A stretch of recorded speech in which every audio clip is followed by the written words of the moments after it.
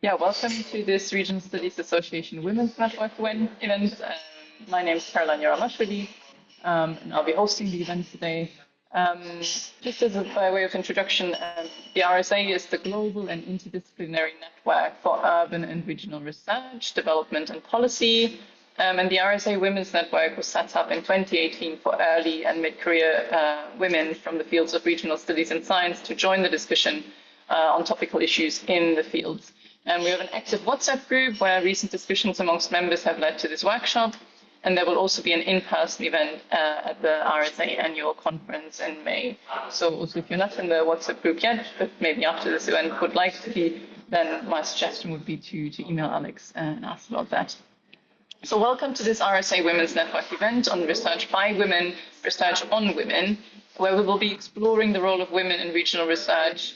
We will hear from two speakers. First, Costanza Giannantoni of the Sapienza University of Rome, who will discuss her research on women's labor market outcomes, fertility choices, and domestic violence. And then we'll have our second speaker, Chandrima Mukhopadhay. She's an independent consultant in India, and she will discuss open questions in regional research in relation to urban mobility and gender. So this is a meeting format, so please keep your microphones muted until the discussion in the second part, where you can then come in and discuss. We are recording only the first part of the workshop, so the presentations, and not the audience discussions. And if you don't want to be on the video, please just keep your camera turned off whilst the recording is on. And then the second part, hopefully, you can open that up again and join the discussion. So you're welcome to add comments, thoughts, or questions into the chat box whilst the presentations are on. And after the presentations, we will invite you, the audience, to discuss your experiences of researching gendered or women-specific topics and the challenges and opportunities you have faced. We understand that some of the research on gender can be sensitive, and it can be a sensitive topic for many individuals, and that might trigger strong emotional responses. So with this in mind, we kindly ask that you approach the discussion with an open mind while remaining within the boundaries of an academic discussion. So without further ado, I will hand it over to Costanza, who will give a presentation for 10-15 minutes, then we'll move to Chandrima, and then I'll open it up for discussion. So Costanza, over. Yes, thank you. Thank you, Carolin, for your introduction and for organizing this event. So today I would like to share some thoughts with you on gender disparities in work, safety, and academia from a research perspective. This is the outline that I will follow. So I will start sharing with you some findings of my latest research on gender equality in Europe, women's safety, and on the importance of public saliency in covering violence against women. And then I'd like to share with you some thoughts on challenges, two types of challenges of doing research on gender issues and on being a female researchers. And then I will leave a point for open discussion. So to start with, on gender equality in Europe, I will just give a brief and simple background information on the situation of gender equality in Europe, which is not so good. So the European employment rate for men still exceeds that of women. So we have a gender employment gap of 10.2 percentage point, and this coexists with a negative gap in tertiary education, meaning that on average women are better educated than men. But what is important is that this is just an average, but we have great country differences. For example, in Italy, the employment gap reaches 20 percentage points, so it doubles the average. And most importantly, we have great regional differences. So just for example, I have this data for a very low female employment rate in Campania, which is the region of Naples, which is 27.7, while at the opposite, we have a very high female employment rate in the region of Stockholm, 81.03. And we also have, as you know, a gender pay gap, which ranges from 1.4% in Luxembourg to 21.8% in Estonia, and it's still 20% in solid economies such as Austria and Germany, which are countries that have a very low, a very high gender equality index. And then I want to bring in the picture also this fact of motherhood penalty, which means that in some conditions, women have to leave the workforce or deal with severe career interruptions when entering motherhood. And this is a threat for, of course, for female freedom of choice between career and parenthood. What can I bring from my research? Looking at regional differences, we have huge regional differences in gender equality, and I believe that ignoring these spatial patterns could result in two main shortcomings. The first being a poor understanding of the phenomenon, and the second being the ineffective policy responses. And so by analyzing gender equality in relation with the regional institutional framework, what we find is that on the one hand, good regional institutions somehow are able to foster gender equality, while weak regional institutions force women to choose between career, so labor market participation, and having children. And in multiple cases in some regions, they discourage both. And another interesting fact that we find is that part-time and temporary contracts are not effective for the reconciliation of employment and motherhood. So if this thing about labor market participation and reconciliation with motherhood is a part of the phenomenon of gender equality, in the next slide, I will talk to you about another very important aspect of gender equality, which is gender-based violence, which is something that we should really understand and study, because it is a systematic problem that afflicts a lot of countries worldwide, and femicide is the most extreme form of this phenomenon. Recently, public opinion has started to mobilize and demand greater public efforts, but on the other hand, we have some evidence of backlash activism, like men's rights movement, men's liberation movement, particularly diffused on social media like Reddit and so on and so forth. But on the other hand, we have increased attention from the media and politics, and governments are accelerating the implementation of measures to fight violence against women. And the details that I can bring from my research build on the importance of evidence-based research on this theme. So what we wonder is if we can identify some most risky areas, and if there are some systematic determinants of femicide risk, and then how to localize support services on the territory. I will just briefly describe this work, which is based on 4 phases. So the first being data collection, and I will come back to the point of data and gender statistics in a few minutes, but there were no data on femicides in Italy in this case, or on support services, so we had to gather them manually. So we have now this data on all femicide cases, not only intimate partner violence, which is just a part of the phenomenon, and then localization of all anti-violence centers and their opening years. And then in the second step, we predict, so we forecast and we produce a new map of femicides for which there is no issue of underreporting. And again, I will come back on this point in a few minutes. And what we find is that femicides are more associated with demographic factors rather than socioeconomic ones. And we find evidence favoring the backlash hypothesis, meaning that femicides are more likely to occur where there is a higher female emancipation. Then we move to the third part, to the third phase, which is the one of targeting. So we compare the risk map and the map of anti-violence centers, and we see that do not align. So we argue that the allocation of a public support system could be improved through data-driven evidence. And then we move to the last phase, which is the evaluation phase, where we see that the opening of a new anti-violence centers reduce violence, and in particular, we find minus 10% of reported rapes. And finally, still about my research, I want to also talk about the importance of public saliency, so of media coverage of topics related to violence against women. And so here we wanted to understand how people react to femicides. And in this case, we have three alternatives. The first being no reaction. The second being that survivors react to femicides and are encouraged to seek assistance. In this case, we would expect a localized increase of helpline calls. And the third being a broader effect at the societal level with a big recognition of violence against women. And in this case, we would expect a nationwide increase of helpline calls, and not only from victims, but also from family and friends.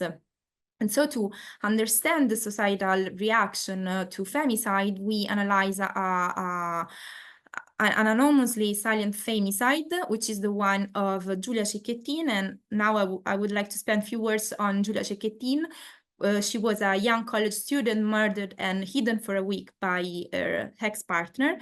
And this tragic episode sparked an impressive public reaction in Italy, with 500,000 people gathered in Rome to march, and it sparked a profound reflection on femicide within institution and society.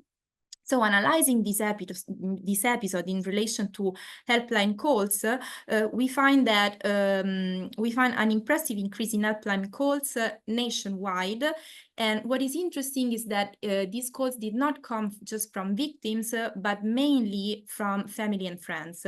So this case tell us that a very massive media coverage and public saliency trigger a societal recognition of violence against women. So up to now, I just told about my experience in doing research and the findings of the research I did with my co-authors on topics of gender equality and violence against women. But what I'd like to discuss with you today is which are the challenges of doing research on these topics.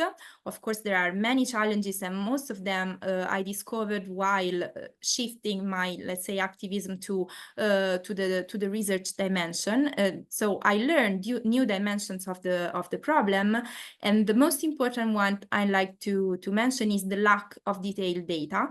What I learned is that there is the urgent need of extensive surveys to elude the underreporting, as administrative data are not really reliable because victims are somehow discouraged to report the crimes they suffer to the police. So we really need extensive surveys to better comprehend the phenomenon. And then another point that I discovered is that most of data are at the country level, and these lead to the overlook of territorial imbalances. So again, an underestimation of the phenomenon, and again, these leave aside marginalized women. And my thought about it is that the scarcity of data is somehow the result of decades of research shaped by male perspectives. But it is important to understand that gender statistics are really needed to identify inequalities, to really understand the phenomenon, and to provide a better policy implementation at all levels, so national, regional levels, and local levels. So in the next slide, I'd like to talk with you about the challenges of doing research as a woman. Just while I was preparing these slides, I tried to access data about power positions in academia, and I discovered that, for example, in Italy, only 13 out of 19 deans are women, and I couldn't find any data for department deans, and this is not reassuring, because I think that department deans have even higher power for directing research than general deans of universities. And then shifting the focus on European academia, I found evidence of an impressive glass ceiling, as even if women are more than 0.5% of graduate students and PhD graduates, only a fraction stays in academia, meaning that just 33% of research workers are women and only 26% are full professors. And I was wondering the reasons behind these gender statistics. So it is, again, just because of the penalties associated with motherhood, because of the fact that especially the beginning of academia careers are really associated with precarious jobs and the need to frequently relocate across universities, across countries. But then I remember the study by Baltrunete, Casarico, and Rizzica, where they analyzed the gender stereotypes in reference letters. And I found it really interesting, and I wanted to share it with you now, because they analyzed 8,000 PhD graduates from all around the world who had applied for an academic position. And what they find is really striking, because they find that men are described as brilliant, while women are more often described as diligent or hardworking.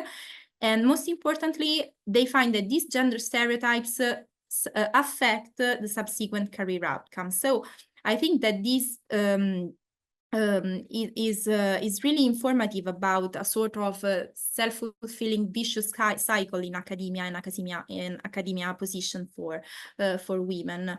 And so just to wrap up in the next slide, just to conclude, I want to stress again the importance of having detailed data at a granular level, at the local level, and extensive survey data to elude the problem of underreporting, and how doing more research on gender equality is needed to improve policy targeting. And then I'd like to end with an open question for you, for which I really don't have an answer, but it came to my mind while preparing these slides. I'd like to discuss with all of you the pros and cons of gender issue as a trendy topic. So I thought about some pros and cons of this fact. Among the pros, we can say that this brings higher visibility, greater funding opportunities for research, greater awareness and methodological development, and also the normalization of an intersectional approach. But on the other side, the cons might be the fact that this may attract rushed research or instrumental and superficial research without the real methodological depth. And most importantly, I thought about the fact that this could lead to a focus on more marketable aspects while neglecting the less popular ones, and the risk of focusing on contexts where the data are more available, so of let's say overstudied contexts and countries, leaving neglecting some underdocumented realities. So I don't have an answer for this, and I don't know. I thought that this could be also good for a discussion. So I'd stop here, and I thank you for the attention. Yeah, thank you so much, Costanza. That was really interesting. And yeah, if you have questions or thoughts or comments on the questions that Costanza put up, either write them down on a piece of paper or put them in the chat, and then we can pick them up later. But now I would like to invite Chandrima to come in to talk about similar issues, but in a very, very different context. So Chandrima, over to you.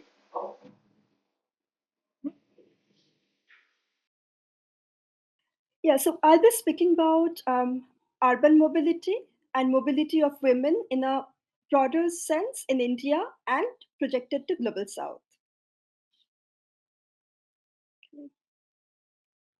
Do I still have echo? No, it's all good.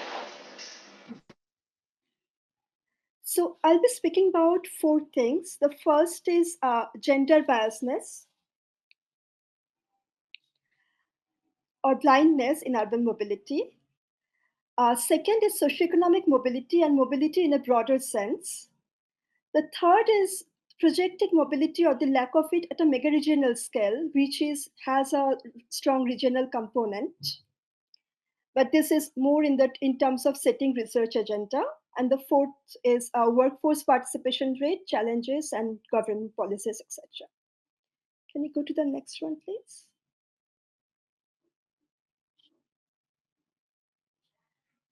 So according to 2011 census, because this was the last one that was published, women and girls make up 47% of our urban population. They comprise only 19% of other workers, which is other than agricultural laborers, cultivators, and home-based workers. And this is the only category we need information on mobility for. Then yet, 84% of women trips are made by walking, cycling, and using public transport. Based on the National Sample Survey Organization data, it shows that more than 60% of women, both from our population from rural and urban area household, they depend on bus as their primary mode of transport, which shows women are largely dependent on public transport, and a bad public transit system can have a direct and disproportionately higher impact, negative impact on women, and this will also have an impact on their socioeconomic mobility. Now, India has 28 states and 8 union territories, and the mobility pattern, the travel pattern, varies across the states, across the size of towns, and also based on the industry type. So, I mean, the economic type of cities. So, what I'm using here, it's mainly the national level data. Can we go to the next one, please? So women's workforce participation rate now is 32.7%, and it has increased since 2017-18 by 10%. So it was really low before COVID. They're largely employed in informal sector. Women make their trips during off-peak hours. They live in, so there is also a trend of peripherality of the affordable housing.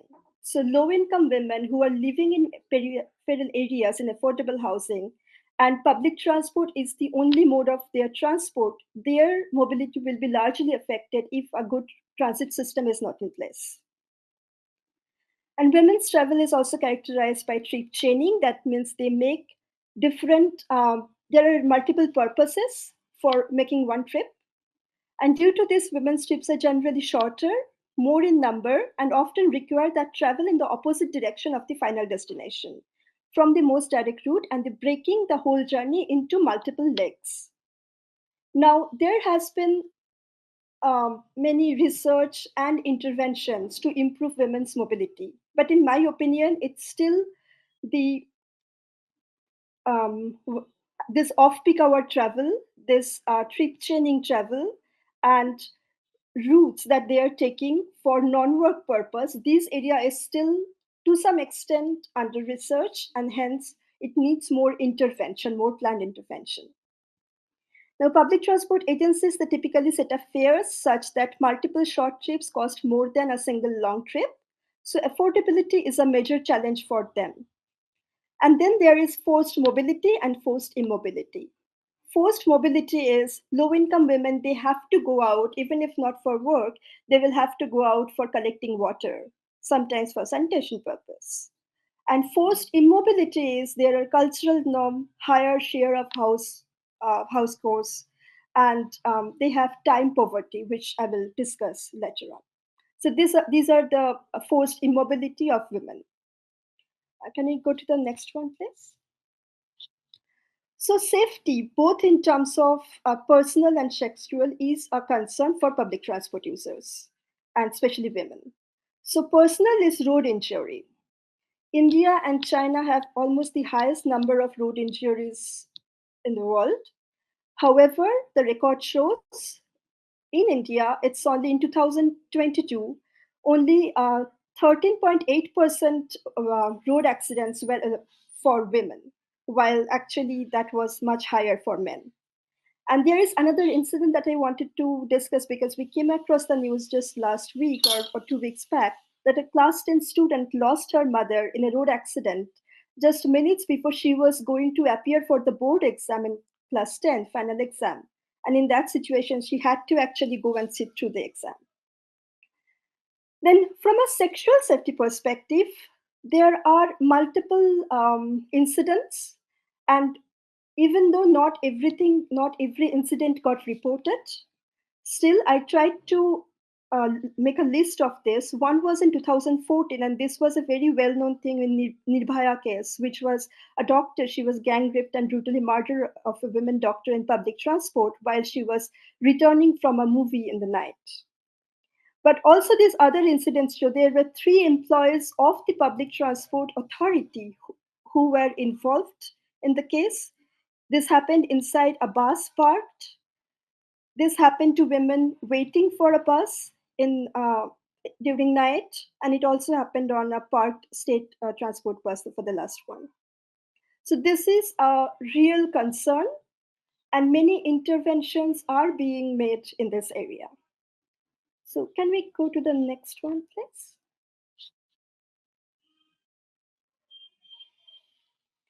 The other aspect is gendered impact of air pollution.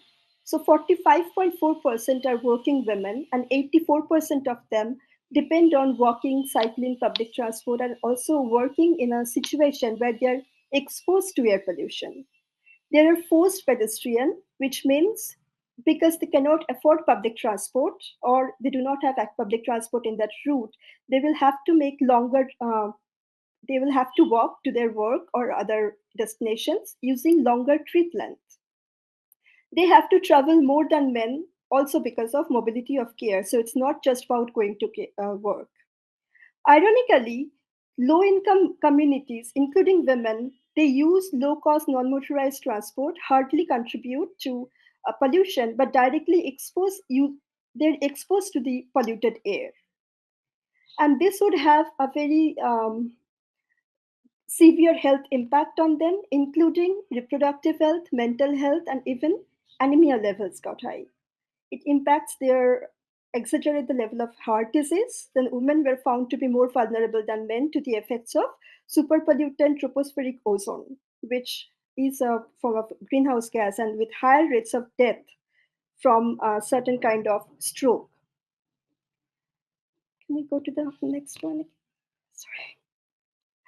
This is just certain evidence from Optimism Project, which I had worked on as a senior research associate, and this was about climate change and SDGs, delivering climate change and SDGs through urban transport sector, and we had looked into 2 cities in the western part of India. So I wanted to point out a couple of things here. Number is we had this session with Mahila Housing Trust, which is a civil society, and they brought 25 women community representatives from Surat, which is an industrial town in the western part of India, on travel patterns and needs of the disadvantaged community members. So this civil society is working with low-income women to overcome their challenges, and they look at interdisciplinary sectors. One of that is urban transport. Then we come across the term time poverty, which shows here the data showed that while the average waiting time for bus in Surat was 9.59 meter, it was 11.68 for women, because women are also making more trips during off-peak hour where bus services are not that frequent.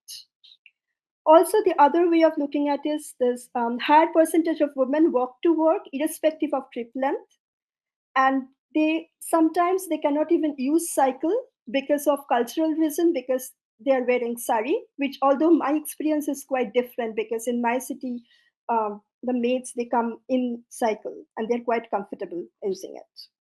So important, especially for low income women due to unaffordability, and hence time allocated to unpaid work. And they also take more time to reach work because they are working. That adds to time poverty. Now, there are 2 challenges when you speak about mobility. One is to shift the private vehicle users to public transport for longer trip length. And they said, we saw from the survey that they found comfort and quality of service very important. The other thing is for shorter trips, people are using this because the non-motorized infrastructure is not in place. Superior quality of infrastructure is not in place. So 80% of private vehicle users said if this is in place, they will start working. And then it shows that the higher share of women are walking and comparatively lower share of women use bicycles. But these are very city-specific data. Can I go to the next one, please? Now, public transport designed by women for women. So if we think that the participation of women in designing public transport would improve their experience, but in many cases, women, those who are working on transportation planning, they themselves do not use public transport, so it becomes a challenge from them. Can you go to the, yeah. Then I wanted to speak about socioeconomic mobility, which is larger than urban mobility, because when we speak about accessibility, it's not just access to work, but also access to education, health, social gathering, taking part in social activities. So that has a complete impact on their socioeconomic mobility. If there is good transit system in place, then over generations, the low-income communities, they could come out of poverty. Then pluriverse phenomenon. So when we speak about women, it's not just one group. We are speaking about young women. We are speaking about young women from small and medium towns who are very different from metropolitan cities. Then we are speaking about disabled women, elderly women. And it has been seen that in the lack of such a public transport or good transit system in place, which causes immobility, digital infrastructure has really played a significant role in facilitating the socioeconomic mobility over time. If you could go to the next one. Now, this is about setting research agenda, which I have not carried out the research yet. So we are speaking about there are 11 economic and industrial corridors that are being planned, and it's also so part of new urban transformation.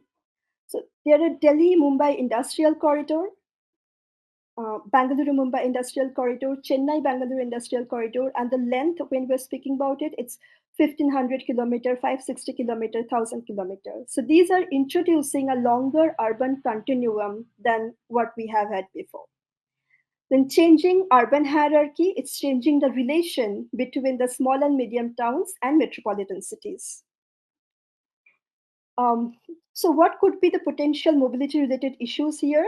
It's the same like the urban mobility, but it will be exaggerated at a larger scale if proper infrastructure is not in place, which is longer trip length, affordability, accessibility, time poverty, etc. And how and why do people move or travel in specific culture? How would we move differently in a transformed world? And the third aspect is about its impact on socioeconomic mobility. So if we do not have their mobility in that context, then it will be about reduced accessibility to intercity transport would affect one's access to education, job, health, especially for the vulnerable groups, especially for the small and medium-sized towns. So this would have an impact on their socioeconomic condition.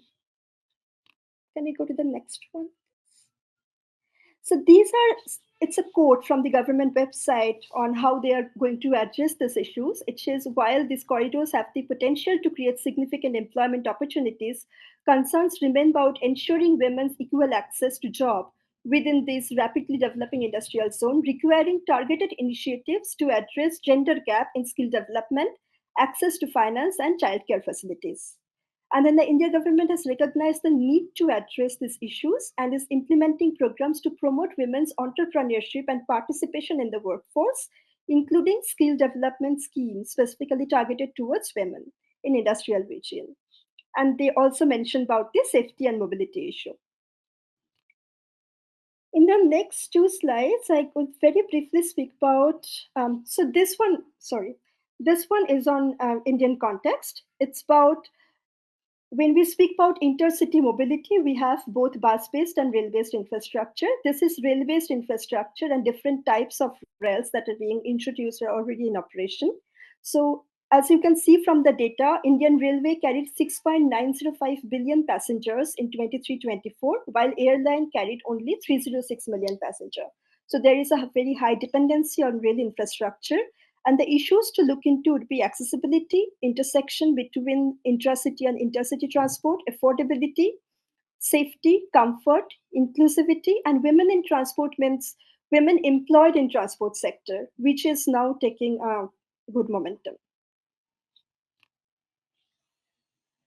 So here, I had done some work in Malaysia where it was also about intercity mobility, intercity transport.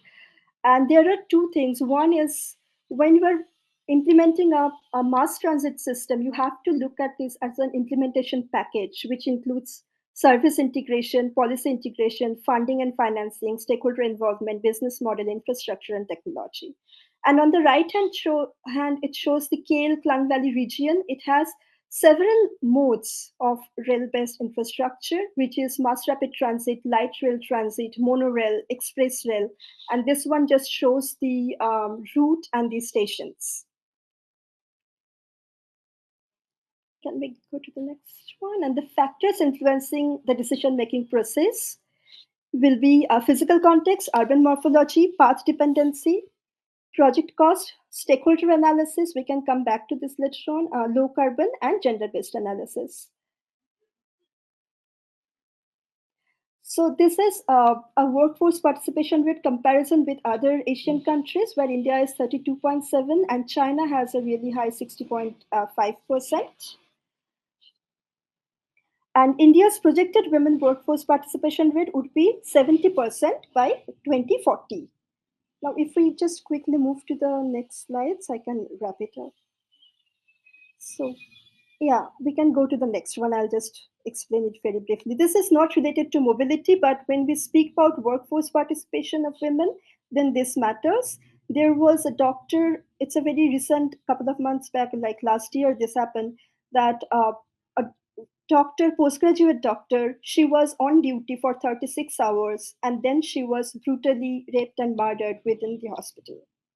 And there was a very strong movement across the city, starting from this photo shows a father carrying a very little girl child, and then this lady, she is over 80 years. Everyone was on road protesting for this because they want a safe environment for women to work. So it's kind of this, what is citizens' aspiration. Can we? Yeah, these are some examples of how women are being employed in transport sector. This is some examples from Malaysia, where I had really worked with three at least quite leading women in transport. And they have also improved this truck drivers as women, which is still not the case in Indian context. And so Indian workforce transformation by 2040, it shows, if you follow the projectile, this will be 255 by financial year 47, and there has to be an additional addition of 145 million. And then we have the last one. Yeah. So this is just an extract taken from the report, as I showed before. It shows there has to be 3 steps: professional readiness, professional growth, and professional resilience. That should be all. Thank you. Great, thank you so much, Chandrima. Clearly, there's a lot of work to be done. So, Alex, if you could switch